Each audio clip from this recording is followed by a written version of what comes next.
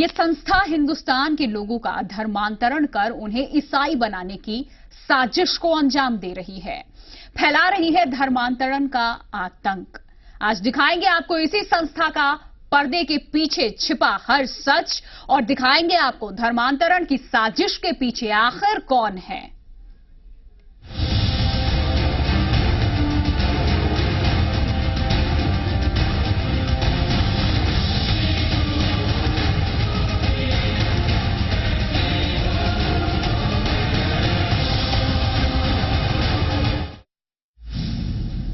कौन चला रहा है धर्मांतरण की फैक्ट्री? हिंदुओं को अल्पसंख्यक बनाने की साजिश।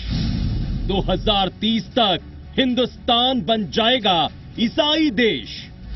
किसके टारगेट पर हैं गरीब परिवारों के बच्चे? विदेश में रची जा रही देश के खिलाफ साजिश। धर्मांतरण के पीछे कौन? तो हिंदुस्तान को कमजोर करने की एक साजिश राजस्थान में रची जा रही है, लेकिन उसके तार विदेशों से भी जुड़े हैं। क्या है पूरा मामला? जल्द होगा जी राजस्थान पर इसका खुलासा। राजस्थान में धर्मांतरण की फैक्ट्री चल रही है।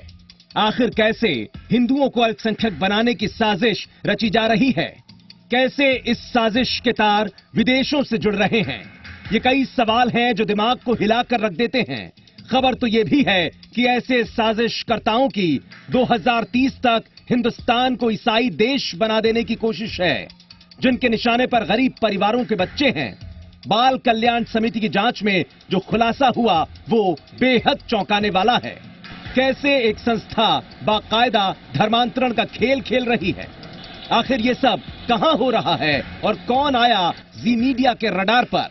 दिखाएंगे आपको खबर का पूरा सच सिर्फ जी राजस्थान पर। ब्यूरो रिपोर्ट, जी मीडिया। तो कोटा में धर्मांतरण का खेल जारी है। बाल कल्याण समिति की जांच में चौंकाने वाला खुलासा हुआ है और इमानुअल मिशन संस्थान धर्मांतरण जन सेवा नहीं बल्कि इसकी आड़ में धर्म परिवर्तन कराने का खेल खेल रही है। आपको कैसे फील हुआ? ये अंदर से फील होता है। अच्छा, प्रेयर में कौन सुनाता है बेटा? पास्टर सुनाती है मैसेज। मैंने बैप्टिज्म लिया। यहां पास्टर आते हैं। इस बच्ची को ये 2 शब्द बोलते सुना आपने। अब थोड़ा मामला भी समझ लीजिए। तस्वीरें कोटा की हैं। यहां बने इमानुअल मिशन संस्थान पर बाल कल्याण समिति के लोग जांच करने पहुंचे थे। इस दौरान कई चौंकाने वाले खुलासे हुए।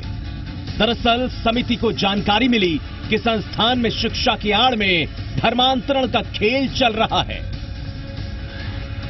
धर्मांतरण का ये खेल खेला जाता है असहाय, निर्धन और ऐसे बच्चों के साथ में जिनके माता पिता नहीं है। देश के कोने कोने से तलाशे जाते हैं ऐसे बच्चे और शिक्षा के नाम पर उन्हें दिया जाता है इमानुअल संस्थान में दाखिला।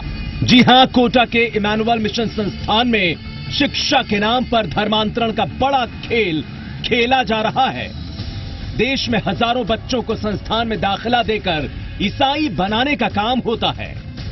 आपको जानकर हैरानी होगी कि ये सब यहां कुछ दिन पहले से नहीं बल्कि 1960 से चल रहा है। कोटा से धर्मांतरण की शुरुआत करने वाले इमानुअल मिशन के आज पूरे देश में संस्थान सक्रिय हैं, जहां गरीब और असहाय बच्चों को पैसे और लग्जरी का लालच देकर ईसाई बनाने का काम किया जाता है। किन्हीं बच्चों का धर्म परिवर्तन करवाते हैं या कैसे माँ बाप के बिना संज्ञान में डाले बच्चों को किस तरीके से कह सकते हैं अपन लोग कि गुमराह करना, अपनी जड़ों से विस्थापित करना। इसके लिए बाकायदा विदेशों से फंड आता है। देश की गलत तस्वीर विदेशी मंचों पर दिखाई जाती है। यानी चलता है यहां मोटी रकम का खेल। और ये हम नहीं कह रहे बल्कि ये कह रहा है बाल कल्याण समिति की जांच में हुआ खुलासा। जांच में पता चला कि कैसे धीरे धीरे इन संस्थानों में धर्मांतरण कराया जाता है।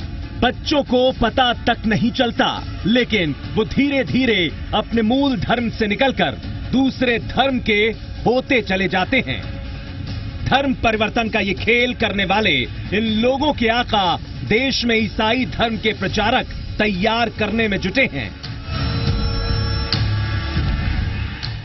बच्चों की मानसिक स्थिति के साथ खिलवाड़ किया जाता है और अपने ही जो दिव्य दर्शन या दिव्य पुस्तकों का जो ये नाम देते हैं, उन दिव्य पुस्तकों का अध्ययन करने पर मजबूर किया जाता है।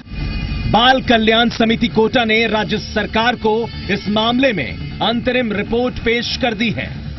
आपको ये भी बता दें कि टीम को जांच के दौरान कई आपत्तिजनक सामग्रियां और कुछ वीडियो फुटेज भी मिले, जो पर्दे के पीछे चल रहे धर्म के इस खेल को और पुख्ता करते हैं। वैसे भी देश में इस तरह के मामले पहले भी आए, जहां ईसाई मिशनरियां दलित, पिछड़े और गरीब लोगों का धर्म परिवर्तन कराने का जोर शोर से काम करती नजर आई हैं। जहां तक बात इमैनुअल मिशन संस्थान की है, तो इससे पहले भी संस्था बच्चों को अवैध रूप से रखने की वजह से चर्चा में रही, लेकिन इस बार जो खुलासा हुआ वो वाकई चौंकाने वाला है। ये गैरकानूनी काम इस संस्थान में कोई आजकल से नहीं बल्कि 1960 से लगातार चल रहा है। बावजूद इसके केंद्र और राज्य सरकार की सुरक्षा एजेंसियों को इसकी भनक तक नहीं लगी। बाल कल्याण समिति ने इस मामले की गोपनीय जांच की, जिसके बाद इस पूरे मामले का खुलासा हुआ। तो अब तक आप ये साजिश समझ ही गए होंगे, लेकिन बाल कल्याण समिति की इस जांच में कई और भी बातें साफ हुई हैं, जिन्हें भी समझना जरूरी है। हिमांशु मित्तल, जी media, Kota.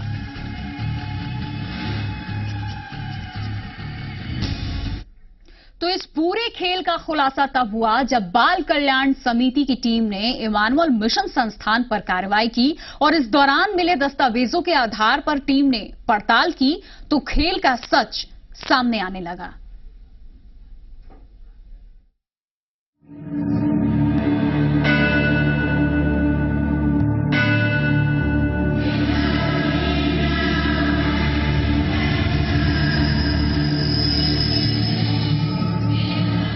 Many missionaries make it look like they're sacrificing to God by going to a mission field. This morning I'd like to tell you God's looking for missionaries who would count it as an honor. ईश्वर में आस्था दिखाने वाली ऐसी ही speech की बदौलत एक धर्म का प्रचार किया जाता है। ये भी बताया जाता है कि समूचे ब्रह्मांड में अगर कोई सत्य है, कोई एग्जिस्ट करता है, तो वो सिर्फ प्रभु यीशु हैं। अब यहाँ सवाल किसी धर्म या उसके प्रचारक पर नहीं, लेकिन सवाल धर्म के नाम पर बरगलाने का है। As a result of that persecution in 1960, with that one church, the Lord has blessed today the Ministry of Hope Givers with over 48,792 churches established in the nation of India. ये बताने की कोशिश भी की जा रही है कि 1960 से लेकर आज के भारत में कितने चर्च स्थापित हो चुके हैं, यानी कैसे हिंदुस्तान में क्रिश्चियनिटी बढ़ती जा रही है। बात सिर्फ इतनी नहीं, और भी है। इसी आधार पर बाल कल्याण समिति कोटा और बाल अधिकारिता विभाग जयपुर की टीम ने जनवरी 2018 में भी इमैनुअल मिशन के 2 संस्थानों को सील कर दिया था। टीम ने अपनी कार्रवाई को आगे बढ़ाया तो 19 मई को एक बार फिर कार्रवाई कर तमाम बच्चों को मिशन के हॉस्टल से रेस्क्यू किया गया। इतना ही नहीं, यहां से रातों रात कई बच्चों को गायब भी कर दिया गया था। बाल गृह चलता है, वो रजिस्टर्ड नहीं था, जिसकी जांच हम लोगों द्वारा जारी की गई और उस जांच में ये सामने आया कि यहाँ सिर्फ बाल गृह ही अवैध रूप से संचालित नहीं होता है और बहुत सारी चीजें ऐसी हैं जो नहीं होनी चाहिए। ऐसी गतिविधियां वहाँ दिखने में आई प्रारंभिक तौर पर। तब रेस्क्यू किए गए बच्चों से टीम ने पूछताछ की तो कई बातें साफ होती चली गईं। टीम को जानकारी मिली कि यहाँ के पूरे प्रीमाइसेस में हिंदू बच्चों को भगवान का नाम तक नहीं लेने दिया जाता। एक तरीके से उनके दिलो दिमाग में ईसाई धर्म कूट कूट कर भरा जा रहा था। प्रेमाइसिस के अंदर हिंदू देवी देवताओं का नामो निशान नहीं है, कोई पिक्चर नहीं है, कोई कुछ नहीं है। बच्चे कहते हैं कि हमारे घर में काली की पूजा होती है, हनुमान जी की पूजा होती है, हमने कहा कि घर यहाँ हॉस्टल में भी तुम लोग करते हो कि नहीं, ना हम करते हैं, ना हमें रखने दिया जाता है, ना हमारे कहीं प्रेमाइसिस में ऐसी कोई है। धीरे धीरे बच्चों की फेड हो जाती हैं वो चीजें। संस्थान में धर्म के नाम पर एक खेल खेला जाता है। विदेशी मंचों पर हिंदुस्तान को गरीब देश बताते हैं तो संस्थान में बच्चों को उनके मूल धर्म से दूर किया जाता है। इमानुएल संस्थान में धर्म के नाम पर प्ले होता है, धर्म के नाम पर ड्रामा होता है और उस ड्रामे में हिंदू देवी देवताओं का मजाक बनाया जाता है, उन्हें नीचा दिखाया जाता है। बड़ी बात तो ये कि धर्मांतरण की इस फैक्ट्री में देश के खिलाफ देश के ही बच्चों की तैयार की जा रही सोच आने वाले कल को काला बनाने वाली है, जहां ये बच्चे अपनी जमीन की सनातन संस्कृति से दूर हो रहे हैं। ड्रामा होता है, एक ग्रुप को क्रिश्चियन बनाया जाता है, एक ग्रुप को हिंदू बनाया जाता है। क्रिश्चियन देवी देवता वो हिंदू धर्म का अपमान करते हैं, जिसमें ऐसा कहा जाता है कि इन देवताओं में जान ही नहीं होती, ये कुछ होते ही नहीं है। गरीबी और मजबूरी जिन बच्चों को अच्छी शिक्षा की आस में कोटा के संस्थान में लाई, वहां किताबी शिक्षा तो नहीं, लेकिन उनके मूल धर्म के खिलाफ करने का ज्ञान उन्हें जरूर दिया जा रहा है। दशकों से चल रही इस साजिश की ये वही हकीकत है जो धर्मांतरण के खेल की तमाम परतें खोलती है। हिमांशु मित्तल, जी मीडिया, कोटा। तो धर्मांतरण के सच की धीरे धीरे परतें खुलती जा रही थी। फिर जांच टीम के सामने आए वो लोग जिनके बच्चे इस संस्थान में आए तो थे पढ़ाई करने, लेकिन यहां तो उन्हें कुछ और ही सिखाया जा रहा था। बल्कि सिखाया ही नहीं जा रहा था, घोला जा रहा था। इन बच्चों की नसों में दूसरे ईसाई धर्म घोल, लेकिन इनके परिवार वाले ही इन तमाम बातों से अनजान थे। अब सवाल है कि क्या ऐसा था या फिर परिवार के लोग भी कुछ छिपा रहे हैं।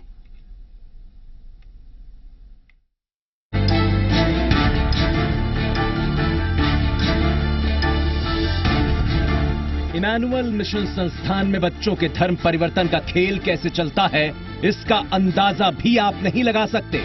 लोग जो अपने बच्चों का यहां दाखिला करवाने आते हैं, उन्हें बाकायदा एक फॉर्म पर अपनी तमाम जानकारी भरनी होती है, लेकिन फॉर्म में रखे गए धर्म वाले विकल्प ने बाल कल्याण समिति की टीम को भी चक्कर में डाल दिया। दरअसल उस विकल्प में बच्चों का धर्म ईसाई लिखा गया, जबकि ये बच्चे हिंदू हैं। परिजन इस बात की जानकारी न होने की बात करते नजर आए। कुछ बताए धर्म के बारे में, लेकिन मैं जो हमारा हिंदू धर्म है इसी को धर्म के बारे में बताया। कुछ भी नहीं पता, बच्चे ने खुद ने बताया कि मेरे को ईसाई धर्म मानता हूँ।